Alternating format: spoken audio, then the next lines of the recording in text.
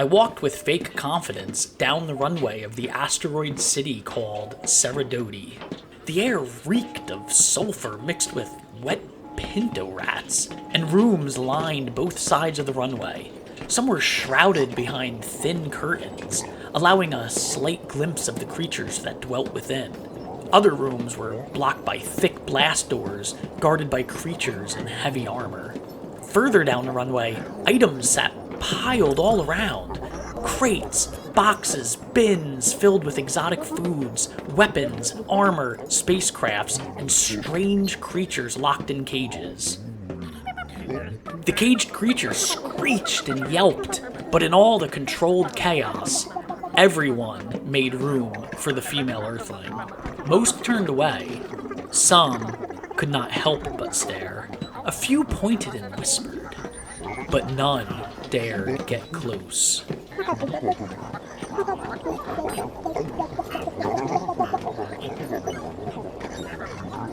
I wished dearly to hear their words, to know what they were saying, but my translator sat unused in my vest's pocket. We moved steadily through the swirling chaos, but soon the crowds became too much, and I found myself trailing further and further from the female Earthling. I attempted to remain calm, but soon panic set in. In my haste to rejoin my Earthling companion, I started to run and slammed into a stack of boxes, sending them tumbling to the ground. I am terribly sorry. A sizable creature with large, puffy feet approached with a smile. I simply wish to catch up with my captain. The creature's smile grew, revealing black, jagged teeth. I instinctively smiled back, which I immediately regretted. "Oh, wait," I pleaded with arms outstretched. "I did not mean to smile." The creature slid a blunt stick from out of its bag. In my rush to escape, I tripped over my feet and fell forward. The large-footed creature lunged, grabbed me by the shirt, spun me around, and pinned me to the ground with the end of its blunt stick. Luckily, my vest stopped the stick from crushing my chest, but the sheer pressure made it impossible to breathe. Dark spots loomed in the corners of my eyes. I was blacking out.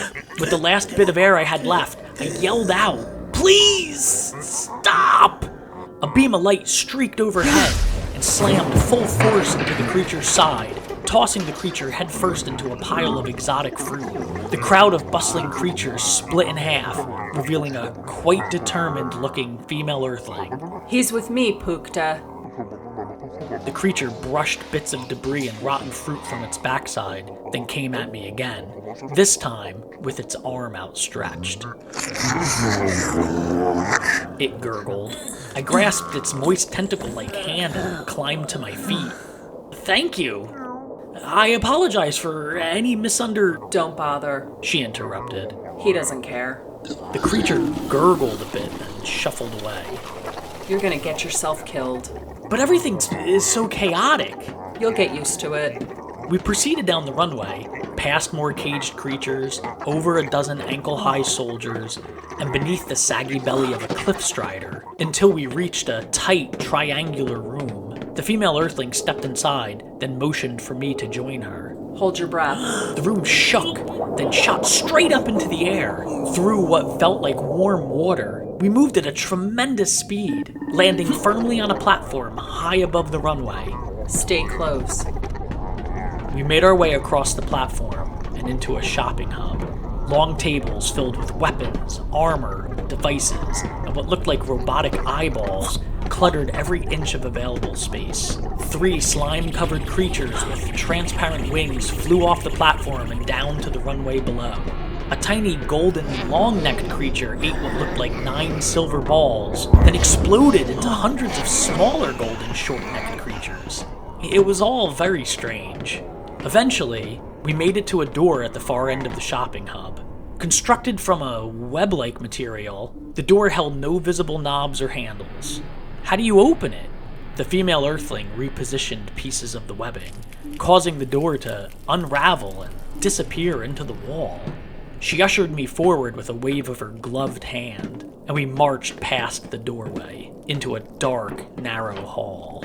The air was damp and heavy. The ceiling came to a sharp point, and was covered with water droplets. The drops clung to the ceiling, then fell, forming puddles along the floor. As I zigzagged my way around the frustratingly accurate water droplets, two menacing creatures covered in thick brown scales headed towards us. The creatures clicked and chirped at one another as they drew close. I tried to step out of their way, but one of the creatures brushed against me as it passed, chafing the skin on my arm. Get down. Huh? Before I could react, the female Earthling kicked my feet out from under me. I fell onto my back just as the two scaly creatures fired, missing my head by a dwarf's hair. Lay flat. The female Earthling dropped to one knee, yanked a pistol from her thigh holster, and fired one round. The projectile hit the ground and rolled harmlessly near the creature's feet. The creature smiled. Wait. She said, smiling back. The projectile lit up bright, blinding me for a moment. When it faded, only the brown scales that once covered the two creatures' bodies remained, all of which were quickly carried off by tiny robots that emerged from holes in the wall. What just happened? Those Tuoks thought we'd make a good snack. Well, clearly they were joking. Tuoks don't joke about snacks. She took a step, then paused. Did you get robbed? She twisted my arm over, revealing a large, festering abrasion that ran from elbow to wrist. One scraped me as it passed. She slipped a small bottle from her hip belt and dripped a few drops onto my wound. After a brief stinging sensation, the wound disappeared. That's better. Would it have killed me? No, but there's a good chance you would have grown scales. I rubbed my arm, searching for any sign of a scale. Keep an eye on it. If you start blacking out, let me know. We pressed on, finally coming to a stop outside a tall white door marked with harsh symbols. Stay close. She skimmed her hand over the door frame. Powdery air shot from the walls, changing the door to dust. She gave me a reassuring nod, stepped over the small pile of dust at the foot of the doorway, and we headed inside.